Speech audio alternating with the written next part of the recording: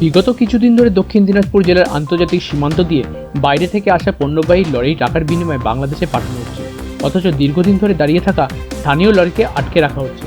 এমনকি স্থানীয় লরি মালিকদের ভাড়া দেওয়া হচ্ছে না, ভাড়া দেওয়া হচ্ছে বাইরের লরি মালিকদের।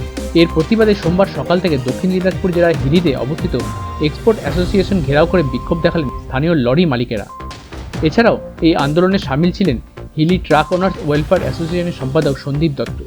আন্দোলনকারীদের দাবি, স্থানীয় লরি মালিকদের অগ্রাধিকার না দিলে আগামী দিনে তারা বড় আন্দোলনে নামবেন। এদিকে ঘেরাও বিক্ষোভের খবর পেয়ে ঘটনাস্থলে যায় হিলি থানার পুলিশ। যদিও এই সমস্যা সমাধানের জন্য একাধিকবার স্থানীয় লরির মালিক ও ট্রাক ওনার্স অ্যাসোসিয়েশনের সঙ্গে কথা বলা হলেও সমস্যার কোনো সমাধান হয়নি বলে জানিয়েছেন ব্যবসায়ী অশোক জোয়ারদার। হিলি থেকে বিধান ঘোষের রিপোর্ট, উত্তরবঙ্গ সংবাদ।